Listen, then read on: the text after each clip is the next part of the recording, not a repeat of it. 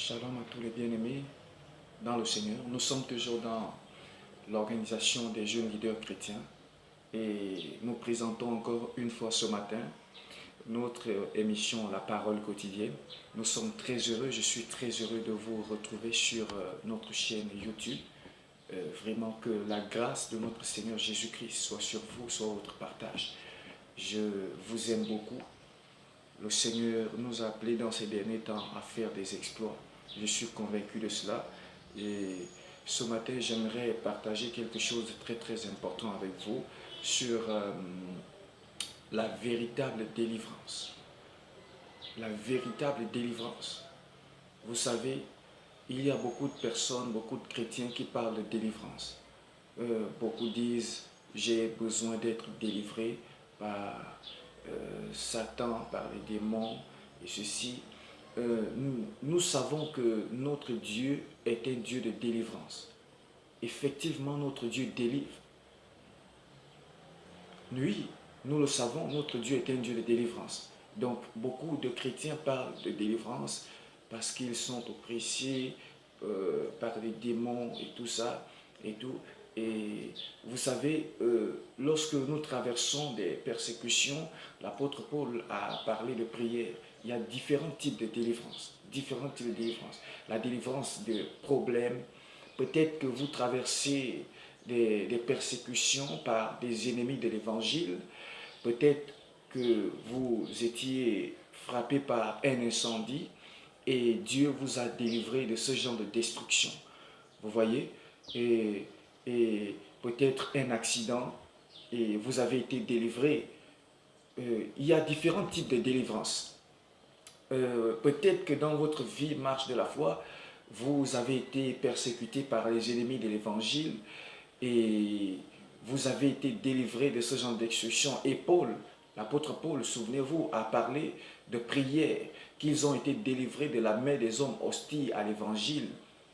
Et vous voyez, j'aimerais que nous puissions aborder ce sujet ce matin, le sujet de la délivrance, où beaucoup de chrétiens disent qu'ils ont besoin d'être délivrés, peut-être par un démon, ou par... Vous voyez, c'est en fait ce dont je voudrais qu'on puisse parler ce matin, la délivrance des démons. Le chrétien a besoin d'être délivré d'un démon après que vous soyez devenu un enfant de Dieu. Avez-vous besoin d'être délivré par un démon? Aussi, il y a beaucoup qui ont été frappés par des messages du genre « Vous avez besoin d'être délivré ». Le chrétien a-t-il besoin d'être délivré par un démon?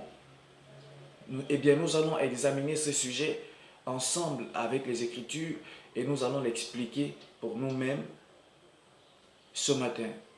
Eh bien, soyez confortablement bien assis. Vous allez être bénis. Gloire à Dieu. Eh bien, nous allons aller dans les Écritures. Qu'est-ce que la Bible dit? Eh bien, pour commencer, j'aimerais que vous puissiez, je pense que vous devriez comprendre que la première chose à comprendre ici, c'est nous adresser d'abord aux pécheurs.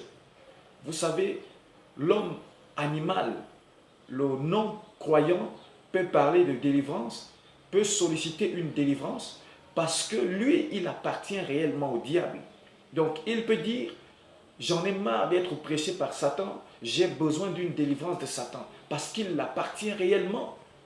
Mais pour l'enfant de Dieu, ce que Christ a fait pour nous à la croix est une œuvre complète. Le mot salut signifie, le mot salut est un mot général. Cela signifie être préservé, cela signifie être délivré. Oui, oui, c'est bien ce que ça signifie. Ce mot salut signifie être délivré. Donc, lorsque un enfant de Dieu affirme qu'il a besoin d'être délivré, cela ne donne pas du crédit. Cela ne donne pas du crédit à l'œuvre achevée de Christ. Parce que nous commençons par le fait que le diable a été vaincu. Christ a vaincu le diable avant l'avènement de la nouvelle création. Eh bien, nous devons le comprendre, que Christ a vaincu Satan avant l'avènement de la nouvelle création. Donc nous commençons par le fait que le diable a été vaincu. Donc nous vivons une vie de victoire en tant qu'enfant de Dieu. Donc un chrétien ne devrait pas parler d'être délivré par un démon ou Satan. Parce que la nouvelle création est en réalité supérieure à Satan et ses démons. Oh, gloire à Dieu, gloire à Dieu, gloire à Dieu. Eh bien, si vous ne le comprenez pas, vous allez continuer à vivre la vie que vous vivez en étant oppressé par les démons. Eh bien, j'aimerais que nous lisons quelque chose dans le livre de Colossiens. Colossiens, chapitre 1, à partir du verset 12. J'aimerais que nous le lisons. Colossiens, chapitre 1, à partir du verset 12. Il dit, « Vous exprimerez votre reconnaissance au Père qui vous a rendu capable d'avoir part à l'héritage qu'il réserve dans son royaume de lumière à ceux qui lui appartiennent. Car il nous a arrachés au pouvoir des ténèbres et nous a fait passer dans le royaume de son cher Fils. Étant unis à lui, nous sommes délivrés, car nous avons reçu le pardon des péchés. » Écoutez ce que la parole de Dieu dit. J'aimerais que nous puissions relire ce passage. Il dit, « Rendez grâce au Père, qui vous a rendu capable d'avoir part à l'héritage des saints dans le royaume de lumière, qui nous a délivrés. » Eh bien, relisons ce verset. Là, il dit, « Rendez grâce au Père, qui vous a rendu capable d'avoir part à l'héritage des saints, qui nous a délivrés. » Et il nous a délivrés et nous a du royaume, nous a délivrés de la puissance ou de la domination des ténèbres et nous a transférés, cela veut dire, oui, transportés dans le royaume ou le règne du Fils de son amour. Qu'est-ce qui fait donc que beaucoup de croyants continuent toujours à chercher les délivrances, à être délivrés? Eh bien, vous devez comprendre ceci, que en tant que chrétien, nous avons des droits en tant que chrétien. J'aimerais vous prendre un exemple. C'est comme dans un pays est régi par des lois. Si en tant que citoyen du Gabon, du Gabon, vous ne savez pas que vous avez un certain nombre de droits en tant que citoyen, un officier de l'ordre, vous pouvez vous retrouver dans une situation où un officier de l'ordre se saisit de vous et vous promet de vous jeter en prison. Et évidemment, si vous ne savez pas que vous avez le droit de circuler et de faire un certain nombre de choses, vous allez évidemment commencer à expérimenter des oppressions.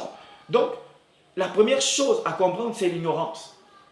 Beaucoup de chrétiens sont ignorants et c'est la raison pour laquelle ils sont oppressés par les démons. C'est la raison pour laquelle ils sont malmenés par les démons. Vous avez besoin de connaître ce que Christ a fait pour vous. Eh bien, la Bible dit que mon peuple, souvenez-vous, Osée chapitre 4, verset 6, il dit que mon peuple périt parce qu'il lui manque la connaissance. La connaissance, vous savez, j'ai rencontré des pasteurs, soi-disant pasteurs, ministres de la délivrance, et ils disent que nous avons besoin de connaître les activités de Satan, leur mode opératoire. C'est la raison pour laquelle beaucoup de personnes qui ne connaissent pas ces choses sont détruites. Écoutez, ça c'est du n'importe quoi. Oui, c'est du n'importe quoi. Je le dirai encore 1000 fois, c'est du n'importe quoi. Bien-aimé, il est dit dans la parole de Dieu que mon peuple est détruit parce qu'il lui manque la connaissance. La connaissance des démons ou des activités des démons, non, mais la connaissance de la parole de Dieu. Il dit que nous périssons parce que nous ne connaissons pas la parole de Dieu et non la connaissance de comment opèrent les démons ou la connaissance des noms des démons ou des maladies ou des choses qui tournent autour. Mais nous avons besoin de connaître notre héritage en Christ, qui nous sommes. Oui, nous avons reçu Jésus-Christ. Mais cela ne se limite pas là. Nous avons besoin de connaître le Dieu que nous avons accepté. Nous avons besoin de connaître, d'être en contact avec la véritable compréhension de la parole de Dieu. Puisque nous périssons parce que nous ne connaissons pas les Écritures. Eh bien, un enfant de Dieu ne doit pas parler de délivrance. Parce que nous avons été transférés dans le royaume de lumière du Fils de Dieu, Jésus-Christ. Souvenez-vous de ce que dit la parole de Dieu dans le livre de 2 Corinthiens chapitre 5, le verset 17. Eh bien, vous voyez aujourd'hui, il y a un certain nombre de choses qui est faites dans les églises et ces choses sont contre la parole de Dieu. Et à cause de cette doctrine de la délivrance, il y a tellement de choses qui sont faites. Il y a une phrase qui est citée partout dans le monde entier et la phrase est « l'onction brise le joug ». Et d'autres disent le joug est détruit par l'onction. J'aimerais que nous abordions aussi ce sujet ce matin. Eh bien, j'aimerais que vous puissiez comprendre ceci ce matin. Que la Bible ne dit pas que l'onction brise le joug ou que le joug est détruit par l'onction. Eh bien, beaucoup de personnes se sont donné la liberté de transformer les Écritures. La Bible dit n'ajoutez rien et n'enlevez rien de tout ce qui est écrit dans ce livre. Ce sont des paroles saintes. Et quel impact pensez-vous que ces hommes, eh bien vous voyez les hommes arrivent au milieu de vous et ils commencent à manifester la puissance. Jésus a dit qu'il ne peut pas avoir de manifestation de puissance sans la compréhension. Souvenez-vous, Jésus a dit aux pharisiens que vous ne comprenez ni les Écritures. Et donc il est incapable pour vous de manifester la puissance de Dieu. Car la puissance, Paul l'a dit, l'apôtre Paul l'a dit, la puissance est contenue dans la parole, dans l'évangile de Jésus-Christ. Donc plus vous connaissez la parole de Dieu, plus vous avez la compréhension, l'exactitude de la compréhension, plus vous vivez le miracle, la puissance de Dieu. Donc la puissance sans la compréhension, c'est du mysticisme. J'aimerais que vous le compreniez. Et ces hommes que vous voyez viennent manifester, ils disent qu'ils sont puissants, ils sont aussi, sans comprendre les Écritures, sans comprendre la parole de Dieu, ils sont simplement dans l'erreur, bien-aimés. Et donc ils parlent de ce mot. J'aimerais que nous abordons ce mot ce matin. Nous allons le lire dans le livre de Ésaïe chapitre 10, le verset 27. Ce que je fais n'est pas bon. Quoi? Non.